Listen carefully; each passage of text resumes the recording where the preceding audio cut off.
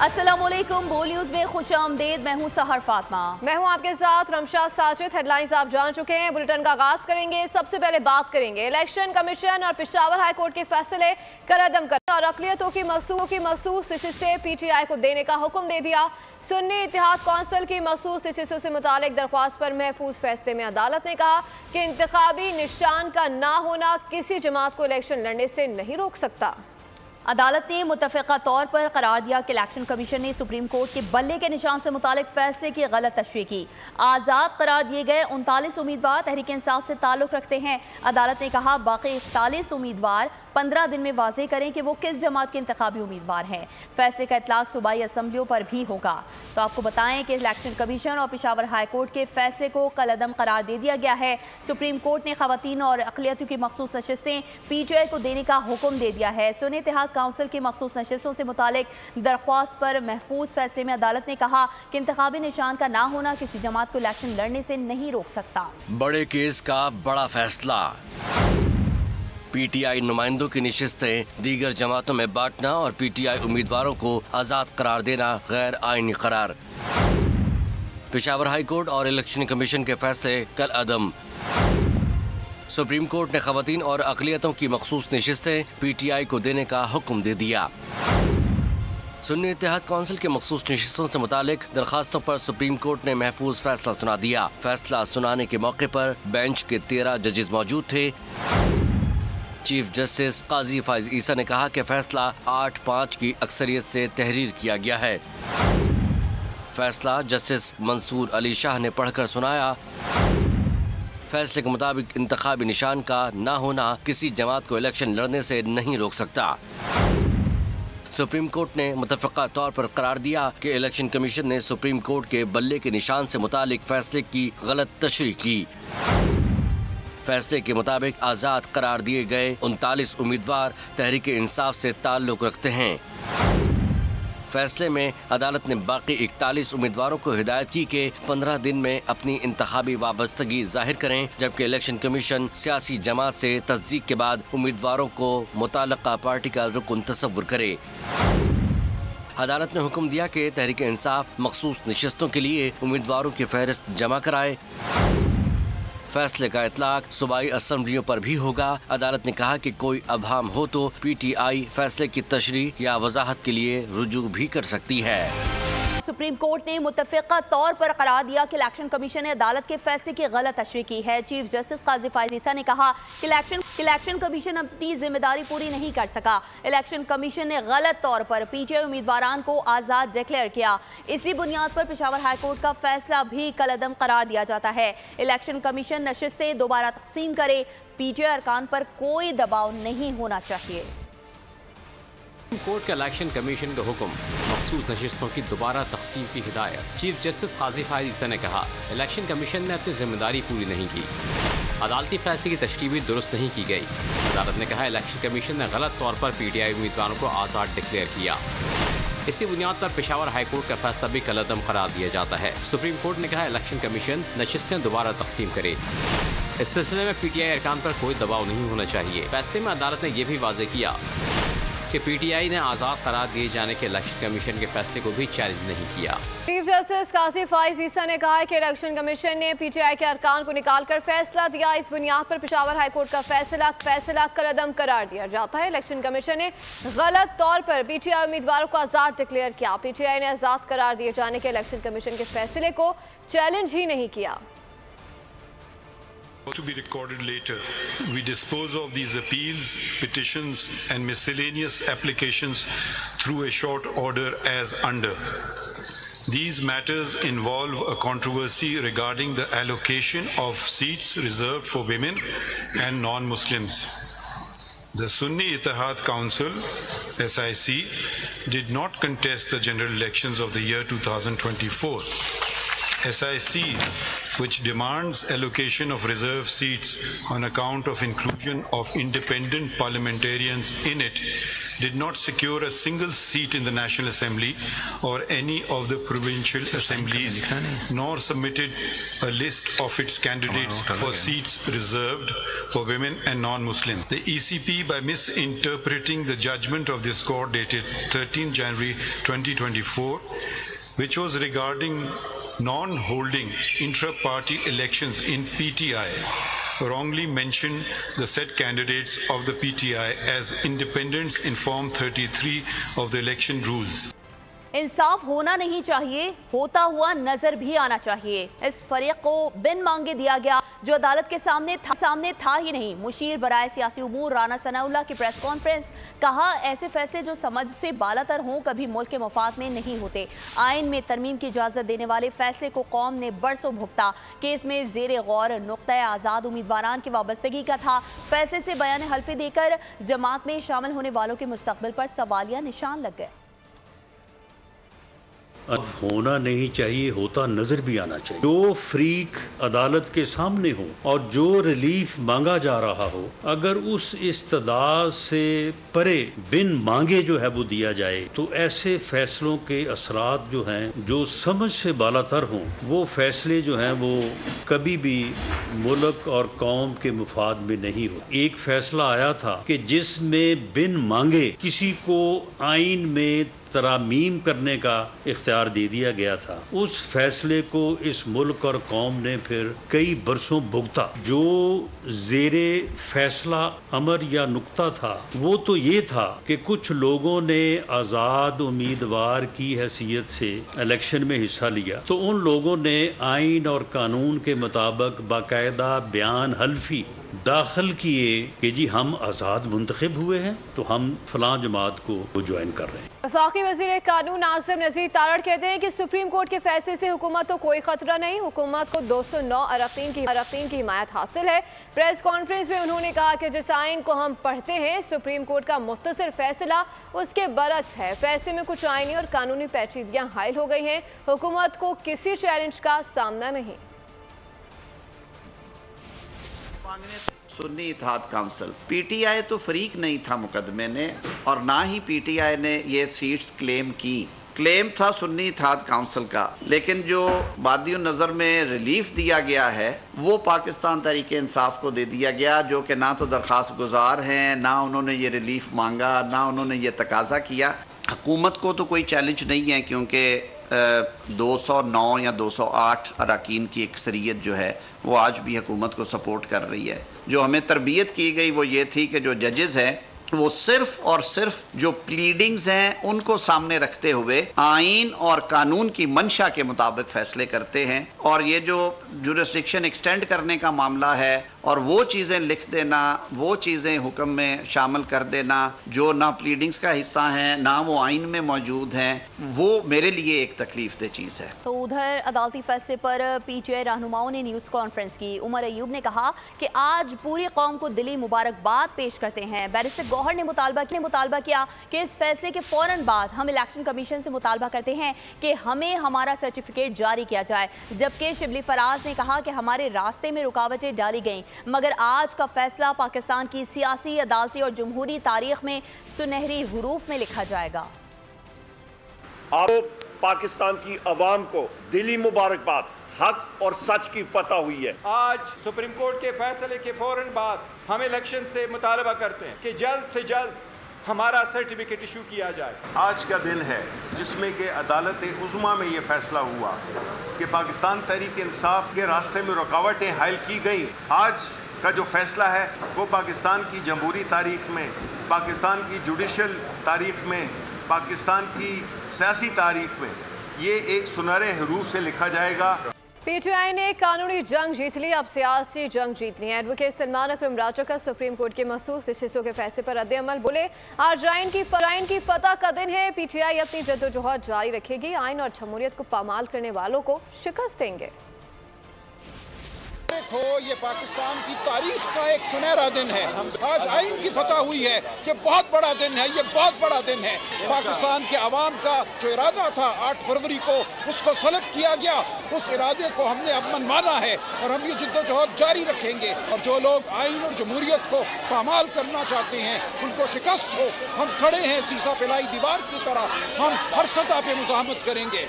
तो साथ ही साथ आपको बताएं कि सुप्रीम कोर्ट के मखसूस नशिस्तों से मुतालिक फैसले के बाद साहिबजादा हामिद रजा का चीफ इलेक्शन कमिश्नर के इस्तीफे का मुतालबा। मीडिया से गुफ्तगू में कहा कि सुप्रीम कोर्ट ने आज हकदार को हक अदा करके इदारे का वकार बहाल किया है। इलेक्शन कमीशन ने मैंडेट चुराने की कोशिश की।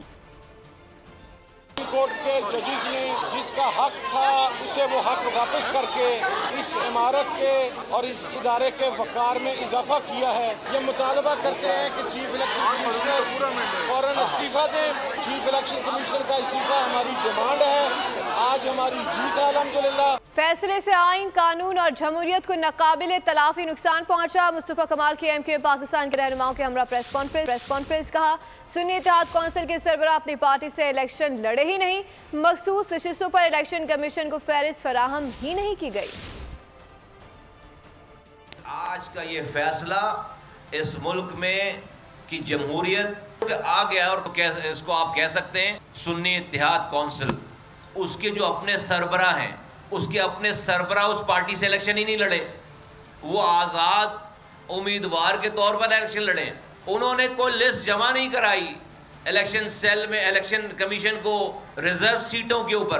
पॉलिटिकल कैनवस में, हुकूमती कैनवस में कोई फ़र्क नहीं पड़ने वाला। हुकूमत के पास नंबर्स पूरे हैं और वो अपनी जो है वो अपनी हुकूमत जारी रखेगी और अपनी मुद्दत पूरी करेगी। जी, पाकिस्तान में लाडलाइज्म अब भी जारी है। इलेक्शन कमीशन के फैसलों को भी बिलडोज किया गया है। आज के सुप्रीम कोर्ट के फैसले से गुड टू सी यू की झलक नजर आई है। वजीर इत्तलात सिंध शर्जील इनाम मेमन की फैसले पर कड़ी तनकीद। कहा, भुट्टो केस में भी जो नुकसान हुआ, क्या आज उसका अजाला हो सकता है? सुप्रीम कोर्ट का फैसला इब्हाम से भरपूर है। जिस तरह साकिब निसार ने बानी पीटीआई की पुष्टपनाही की, झूठे शख्स को सादिक व अमीन का खिताब दिया गया।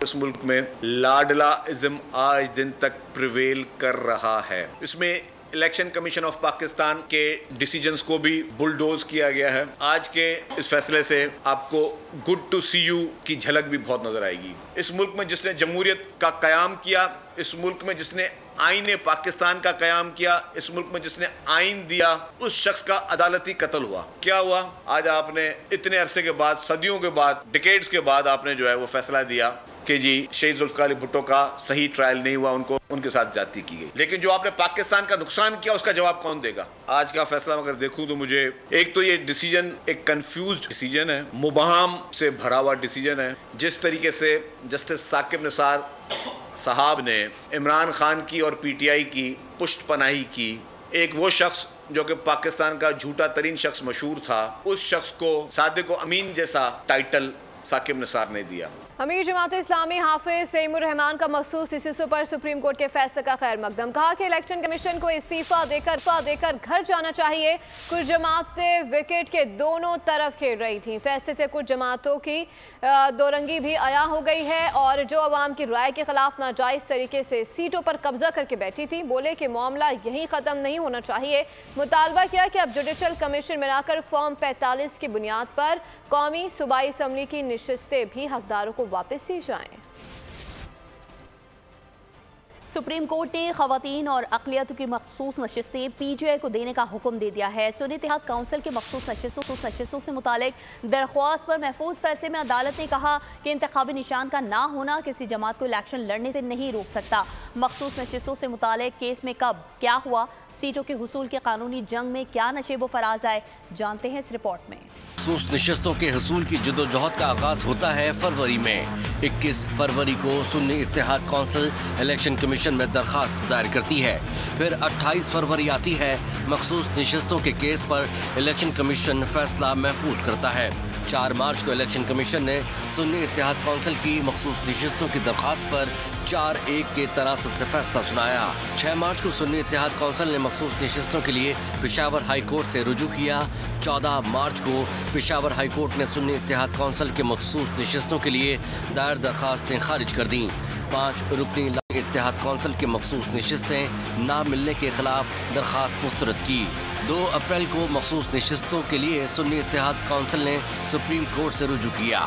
6 मई को जस्टिस मंसूर अली शाह के तहत 3 रुकनी बेंच ने पेशावर हाई कोर्ट का फैसला मुअत्तल कर दिया। आईनी मामला होने के बायस लार्जर बेंच की तश्कील के लिए मामला जजेस कमेटी को भेज दिया गया। 31 मई को सुन्नी इत्तेहाद कौंसिल के मखसूस नशिस्तों के केस की समाअत के लिए फुल कोर्ट तश्कील दिया गया। फुल कोर्ट ने 3 जून को सुन्नी इत्तेहाद कौंसिल की मखसूस नशिस्तों से मुतालिक केस की पहली समाअत की। चीफ जस्टिस काजी फाइज ईसा की सरबराही में फुल कोर्ट ने 9 समाअतों के बाद 9 जुलाई को फैसला महफूज किया था। सुप्रीम कोर्ट के मखसूस नशिस्तों से मुतालिक फैसले के बाद कौमी असम्बली में मुतवक्की पार्टी पोजीशन क्या हो सकती है? हुकूमत और अपोजिशन को कितने अरकान की हिमायत हासिल होगी? आइए आपको बताते हैं। मखसूस नशिस्तों से मुतालिक सुप्रीम कोर्ट का फैसले के बाद कौमी असम्बली में हुकूमत के पास 210 और अपोजिशन की 126 नशिस्तें, नून लीग की 108, पीपल्स पार्टी की 68 और MQM की 22 नशिस्तें होंगी। हुकूमती इत्तेहाद में शामिल काफ लीग की कौमी असम्बली में 5 और IPP की 4 नशिस्तें होंगी।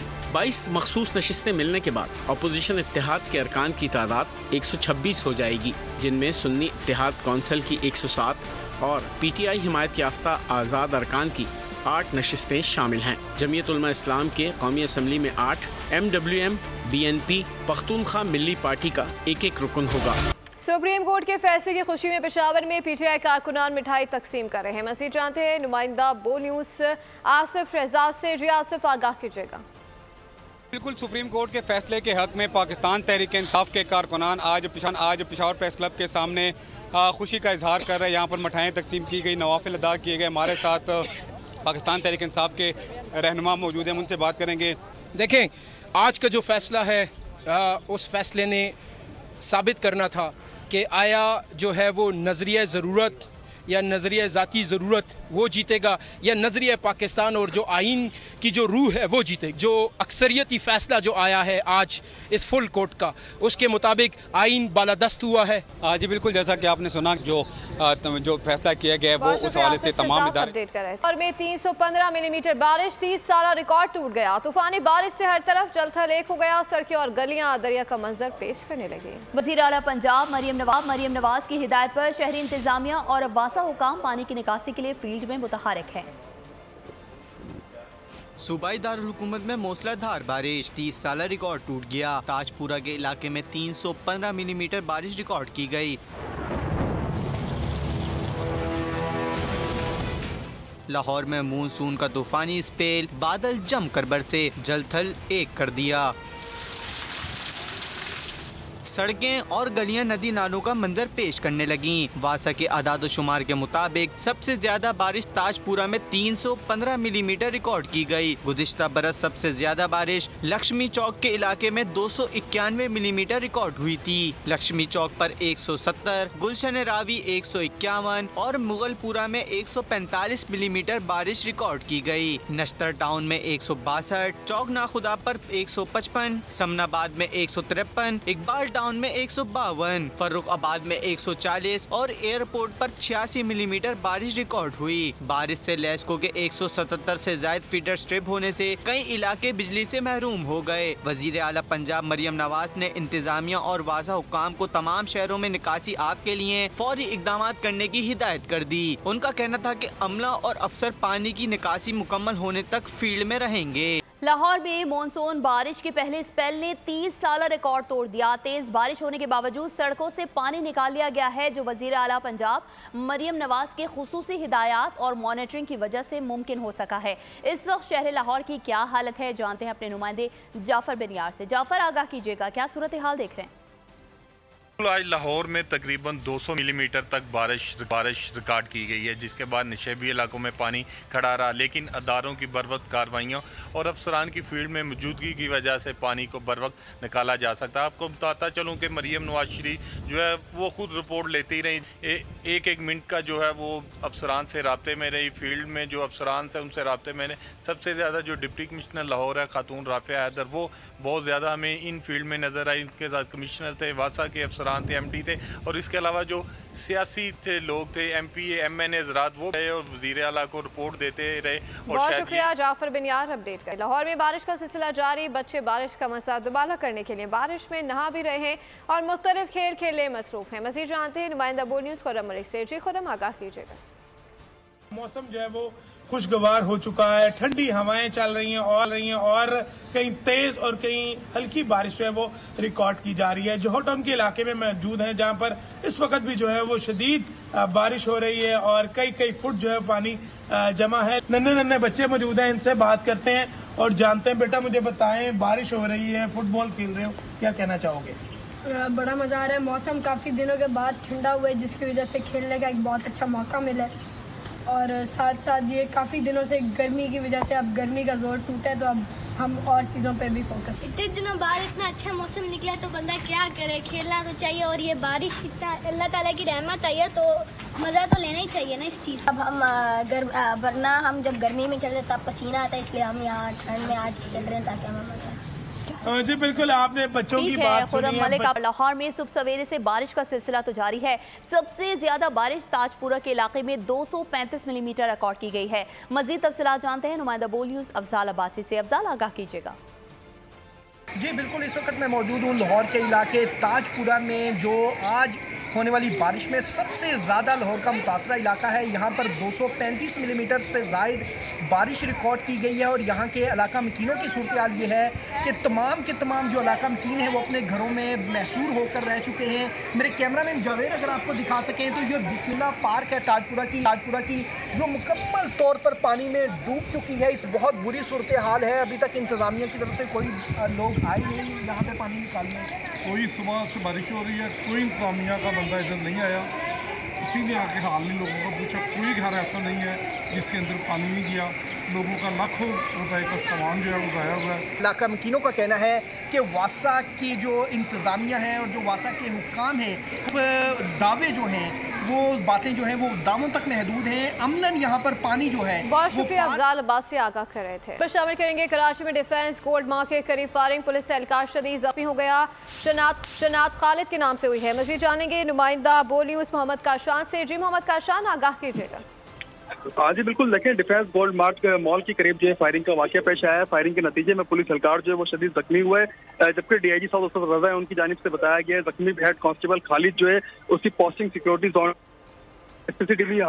पॉलिसी जो है पुलिस हुकाम की जानिब से हासिल कर ली गई है। जबकि जख्मी एहलकार अपनी ड्यूटी से घर जा रहा था, 2 मुल्जिमान ने मोटरसाइकिल सवार ने फायरिंग करी, जबकि 2 मोटरसाइकिल सवार जो मुल्जिमान थे वो सिग्नल पर खड़े हुए थे। पुलिस एहलकार को पहले मुक्के मारकर नीचे गिराया, उसके बाद मुल्जिमान ने फायरिंग करी, जबकि फरार होते मुल्जिमान जो है एहलकार का असला भी अपने हमरा साथ ले गए। पुलिस हुकाम की जानिब से मजीद बताया गया जय वक़्त शवाहिद और एनी शाहिदीन के बयान जमा किए जा रहे हैं। अपडेट कर रहे थे और इसके साथ ही बोल न्यूज़ से फिलहाल इतना ही। मज़ीद बाखबर रहने के लिए विजिट कर सकते हैं हमारी वेबसाइट bolnews.com। देखते रहिए बोल। सब्सक्राइब करें और बेल दबाएं ताकि कोई खबर रह न जाए।